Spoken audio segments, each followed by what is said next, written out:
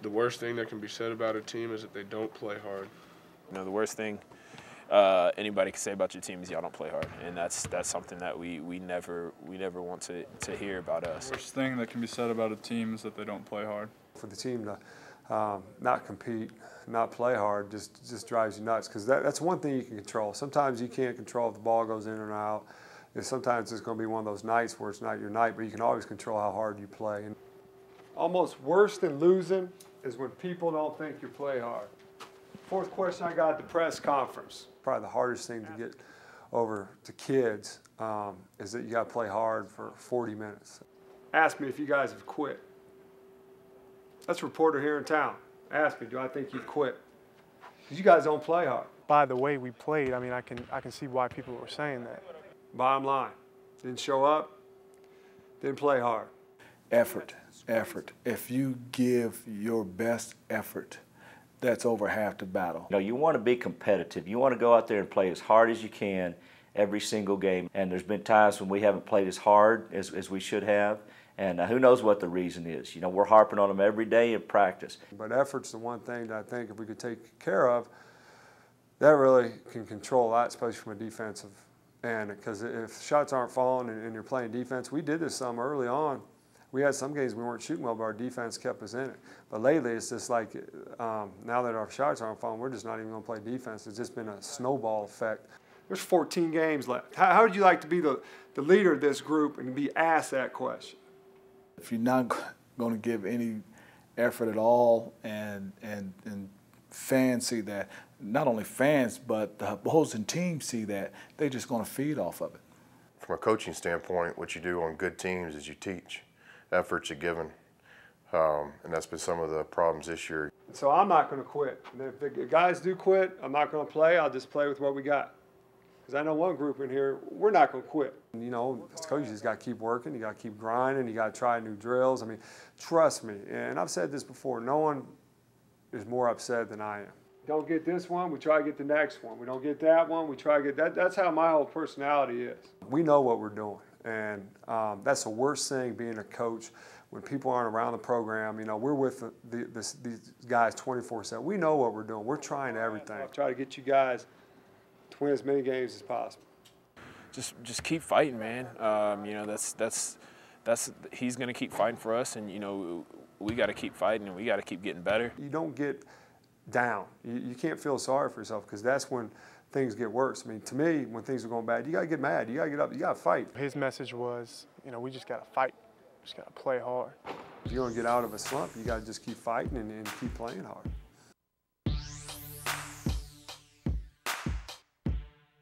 Get your block shot here, Coop. Block this, Coop. He can't see you coming. Go get it, Coop. Both as a player and as a coach, you look forward to practice. I mean, practice is where your team comes together. Practice is where you have a chance to get better. Good pass. Gather yourself. Good pass, Bean. Run, Dwayne, run. Read the defense.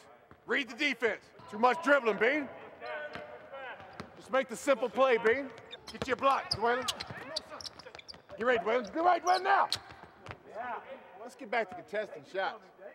Practice is where you have a chance to prepare for the next opponent, and it's certainly always good to get back on the court after a win, because you can keep the momentum going. And then also, you know, when you lose a game, you just can't wait to get back on the court to get that bad taste out of your mouth and try to get going in the right direction. Read the defense, Wally. When you don't get to practice for a long time, especially after a loss against Baylor, and then, you know, we come right back at Texas, just to compete against each other, have a little fun playing again, it's a big time deal. It was good for us, man. It was real good for us. You know, I was excited. I was excited to come out here and get back on the floor. You know, it kind of feels like home. You know, it kind of feels like, you know, that refuge that you need whenever, you know, things aren't going right. You come in the gym. That's what I really like to do, is just get right back on the practice floor, try to get things fixed. Rebound, rebound, rebound.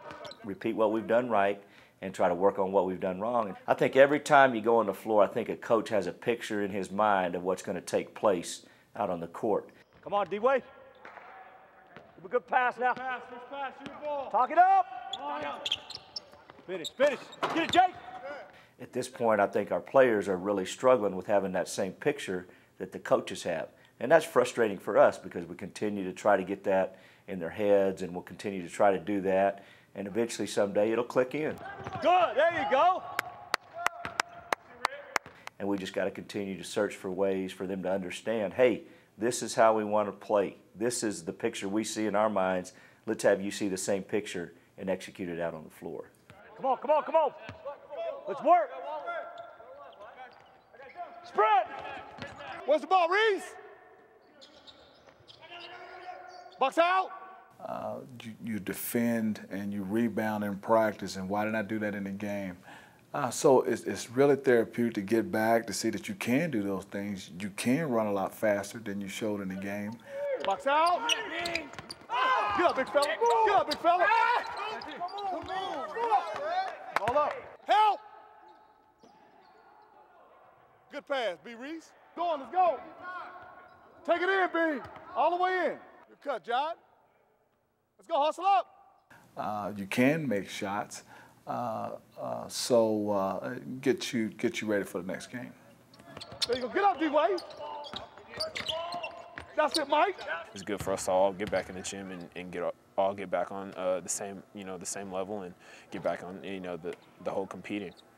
Let's go, Red. Man to man. Pick him up right above the 3. These guys have been great in practice, and if we could just transfer what we're doing in practice, these kids, everything we do is competitive between the red and the black team, and really now, if we just get them to act in the game that they're playing red versus black, I think it'd solve a lot of problems. We do play hard, and we do come out here and we do, work hard every day in practice, and that's just got to show on the floor, and other people got to see that.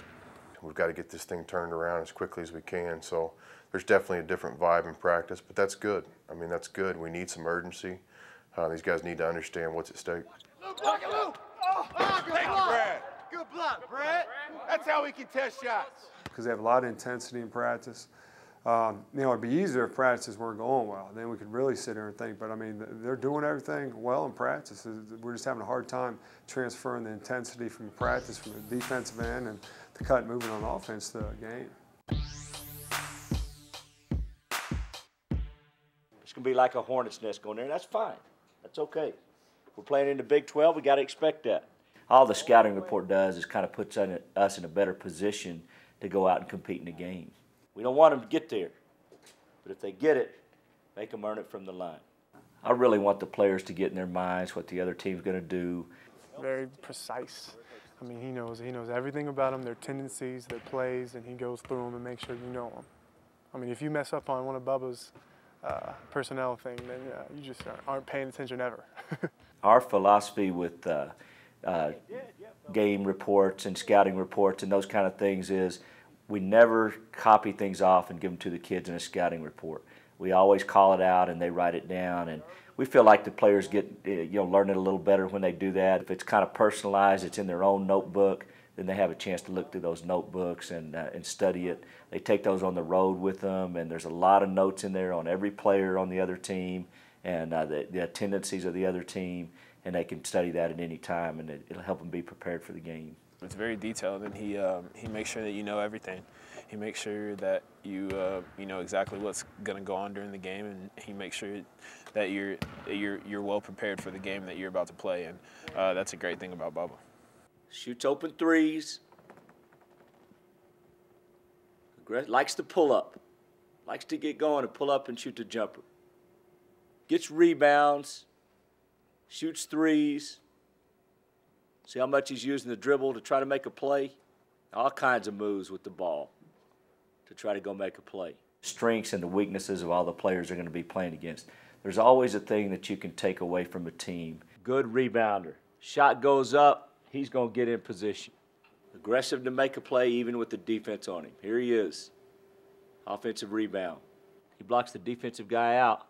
He's long and can really jump, got long arms. He's going to go get those. And there's a thing that you have to really look out for, the strength of that team, the strength of each player. Maybe one player goes to the right a lot, or maybe he goes to the left. Likes to go to his left. That's a very common move of his right there.